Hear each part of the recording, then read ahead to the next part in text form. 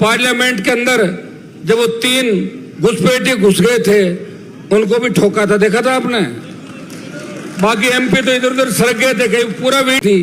भाइयों, पुनः आपसे अपील करता हूं कि मेरा भी मान और सम्मान रखना, इनको भारी वोटों से जिताना, पिता पुत्र दोनों को।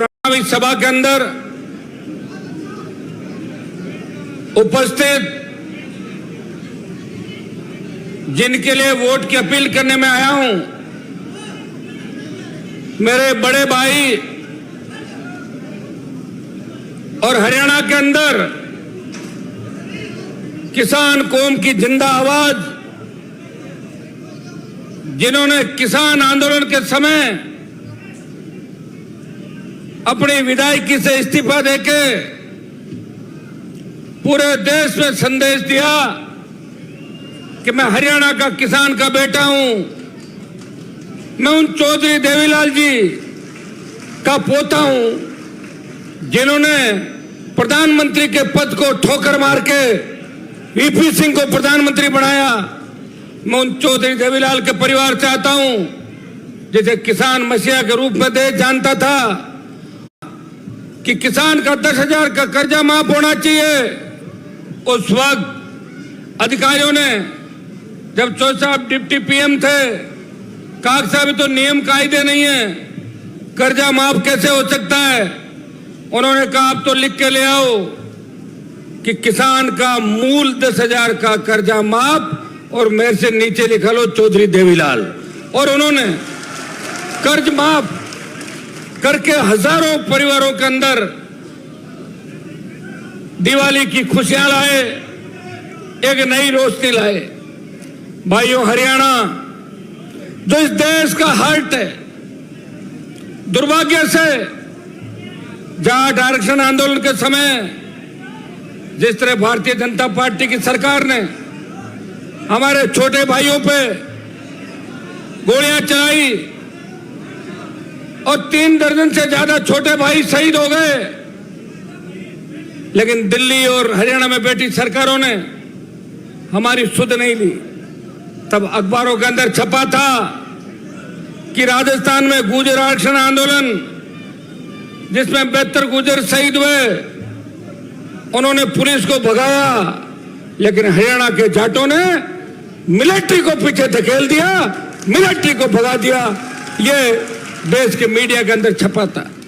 जब कारगिल की लड़ाई हुई, उस कारगिल की लड़ाई के अंदर अमेरिका के एक अखबार ने छापा 20,000 फीट ऊंची पहाड़ियों पे 50 किलो गोला बारूद और AK-47 लेके दुश्मन का मुकाबला कर सकता है, वो जाट रेजिमेंट का जवान है। तब भाइयों, हमारा सीना गर्व से चौड़ा हो जाता है।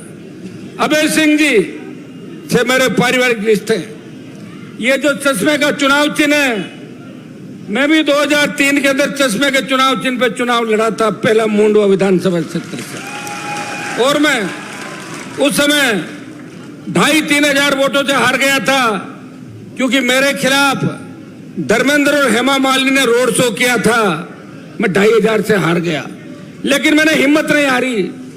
8 के अंदर वापस विधायक बना, नई सीट बनी, और 13 के अंदर निर्णय जीत के वसुंधरा को चुनौती दी, और 13 के बाद किसान कर्ज माफ, फ्री बिजली, टोल मुक्त राजस्थान, सशक्त लोकायुक्त को लेके नागौर की धरती से हुंकार भरी, बाड़मेर, बीकानेर, सीकर, जयपुर पहुंचे।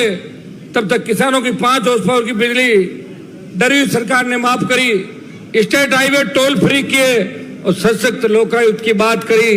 भाइयों, कर्ज माफी के आंदोलन को अगर देश के अंदर हवा दी, तो नागौर, बाड़मेर की हुंकार रैलियों ने, जिनकी संख्या 7 लाख, 5 लाख और 8 लाख थी, उसने देश के अंदर एक अलग जगाई, और मध्य प्रदेश के किसानों ने सीने पे गोलियां खा के कर्ज माफी के आंदोलन को हवा दी।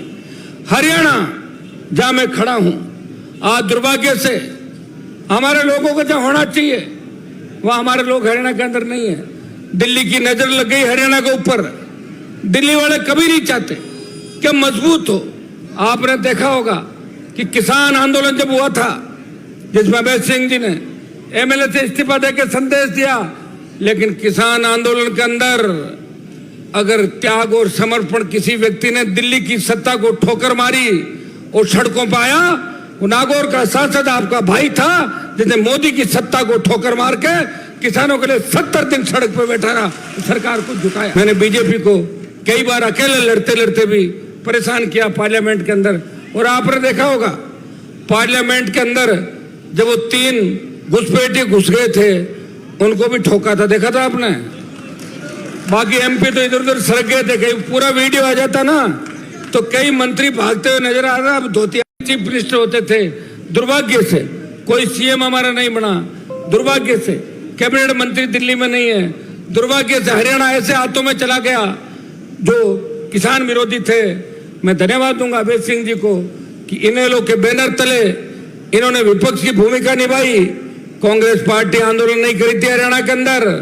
हरियाणा में अगर असली विपक्ष था तो इंडियन नेशनल लोकदल चौधरी अभय सिंह जी चौटाला और इनकी पूरी टीम सड़कों पे हमेशा किसान कौम और जवान के लड़ती थी। भाइयों, पुनः आपसे अपील करता हूं कि मेरा भी मान और सम्मान रखना, इनको भारी वोटों से जिताना, पिता पुत्र दोनों को रानिया से। भाई अर्जुन को जिताना, अब हमारे को छोटा भाई भी तो साथ भेजो, लड़ने के लिए और भी चाहिए बहुत योद्धा।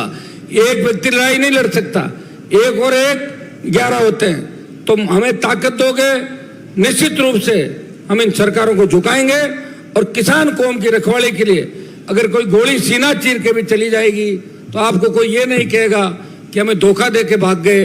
हर कोई यही कहेगा कि हनुमान ने जिस कौम में जन्म लिया उस कौम के सम्मान के लिए उसने 25 साल लंबी लड़ाई लड़ी, पारिवारिक लड़ाइयाँ, दूसरी लड़ाइयाँ, हार्डकोर अपराधियों से राजस्थान में लड़ाइयाँ, और किसान कौम की रखवाली के लिए बिना जान की परवाह किए 24 घंटे आपको दिए।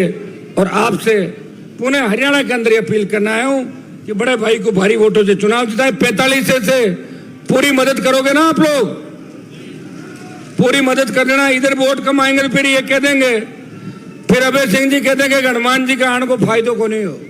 तो ये ध्यान रखना, इधर मदद करनी है जोरदार, इधर भी करनी है पूरे इलाके में। और अर्जुन की भी पूरी मदद रानिया सीट पे जो नौजवान सोशल मीडिया पर भी ये चल रहा है सारा, ये लोग इनकी भी अपील करना है कि छोटे भाई को भी जिताएं और किसान कौम को मजबूत करें। 6 बजने वाले हैं, अभय सिंह जी आपको संबोधित करें।